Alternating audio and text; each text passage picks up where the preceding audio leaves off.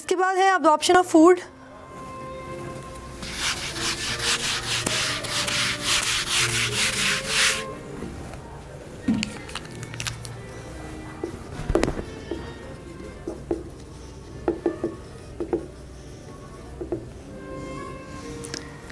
Absorption of food में we know that small intestine consists of duodenum, jejunum and ileum. Nearly all absorption of the product digestion takes in the ileum. Ileum में absorption इसलिए होती है because इसमें आपके पास villi and microvilli होते हैं।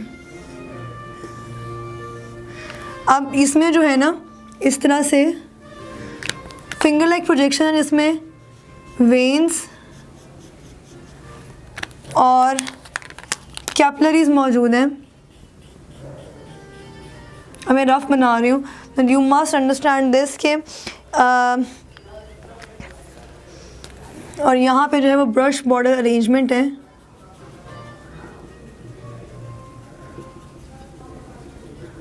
On the microvilli, तो चूँकि सरफेस एरिया यहाँ पे बहुत ज़्यादा इंक्रीज़ हो जाता है, इसलिए जब यहाँ तक फूड आता है, फूड यहाँ तक बेसिकली फूड नहीं है, एब्जॉर्ब फूड आता है, तो वो यहाँ से ब्लड के अंदर फूड जो है it enters the blood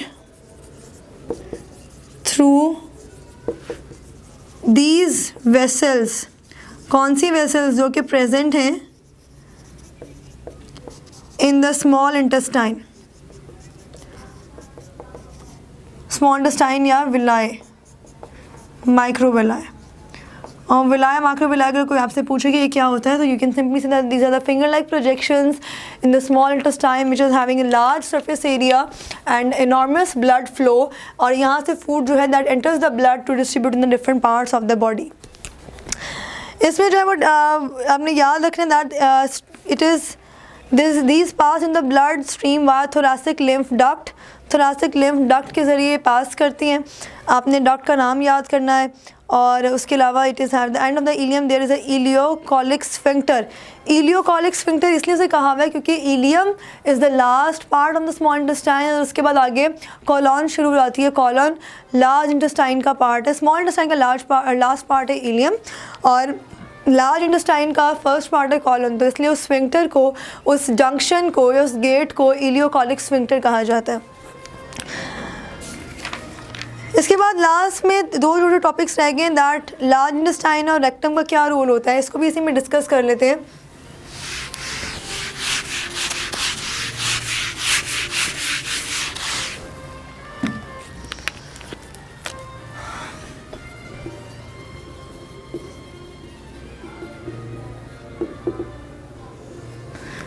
large intestine में दो इसके फंक्शंस होते हैं। सबसे पहले एब्जॉर्प्शन ऑफ फूड नहीं, salts plus water. Second is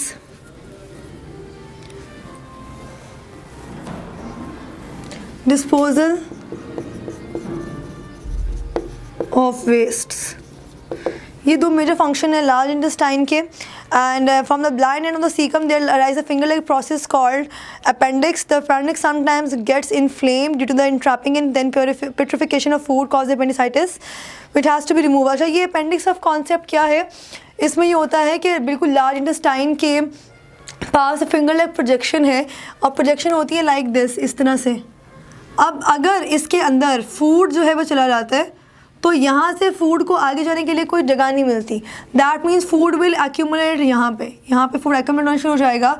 और चूँकि फूड डाइजेस्ट नहीं हो रहा, फूड पड़ा रहा है और चूँकि अंदर कंडीशन भी मॉइस्ट होती है, तो यहाँ पर बैक्टीरिया की या माइक्रो ऑर्गेनिजम्स की ग्रोथ बहुत ज़्यादा होना शुरू हो जाती है, जिसकी वजह से इस अपेंडिक्स की इन्फ्लेमेशन हो जाती है, जिस कंडीशन को हम कहते हैं अपेंडिसाइटिस। और वो इससे स्वेयर पेन जो है वो होना शुरू हो जाती है। और अपेंडिसाइटिस के लिए, अपेंडिसाइटिस जब होते हैं तो हमारे पास इसका और कोई तरीका नहीं है सिवाय इसके कि हम सर्जरी करें, ठीक है, और सर्जिकली हम इसको रिमूव कर देते हैं, जैसे हम एम्प्यूट कर देते हैं, one and the same thing. अच्छा, इसके बाद आ जाते हैं आपके पास दो टर्म्स हैं, डायरिया एंड कॉन्स्टिपेशन। ये डायरिया एंड कॉन्स्टिपेशन भी इसी में आ जाता है, डायरिया एंड कॉन्स्टिपेशन। डायरिया ये होता है कि अगर पानी की यानी जो है वो लार्ज इंटेस्टाइन में वाटर की रीअब्जॉर्प्शन नहीं हो रही है, ठीक है, that could be of because of any कोई भी कॉज हो सकता है उसका, तो दैट मीन्स कि डायरिया है। और डायरिया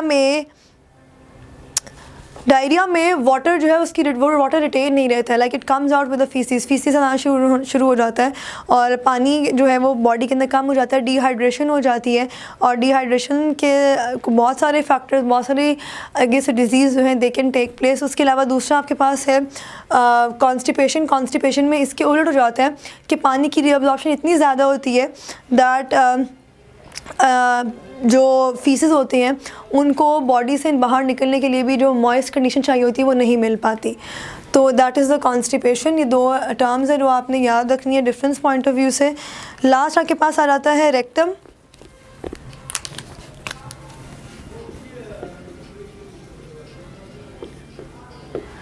रेक्टम में last part of large intestine where feces are temporarily stored and rejected through anus at intervals। तो इसमें आप लिख सकते हैं कि feces temporarily stored and ejected या rejected at intervals।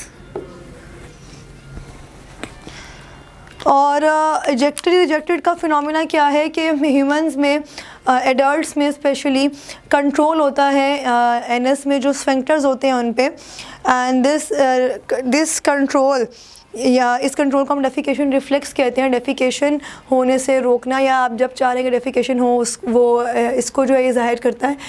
लेकिन छोटे बच्चे होते हैं उनमें ये रिफ्लेक्स नहीं होता, so the reason that they don't know when they have to excrete their faeces या डेफिकेट देयर फीसेस, तो they have to use different उनको जो है वो ज़रूरत होती है लाइक पैम्पर्स वगैरह की, स्टफ लाइक दैट, बिकॉज उनमें जो रिफ्लेक्स है वो नहीं होता।